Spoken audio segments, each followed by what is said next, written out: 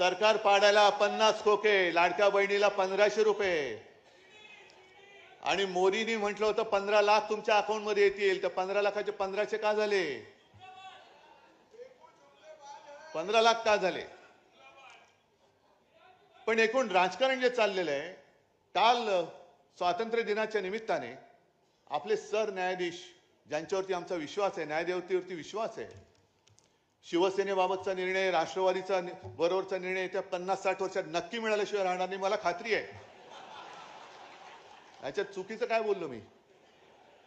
नाही, कारण आपण जर सांगितलं की लवकरची तारीख द्या, ते सांगतात तुम्ही आमच्यावरती आम्हाला आदेश नाही द्यायचा. मग आम्ही हात जोडून उभे आहोत, या जन्मी नाही तर पुढच्या जन्मी आम्हाला नक्की न्यायदेवता पावल्याशिवाय राहणार नाही.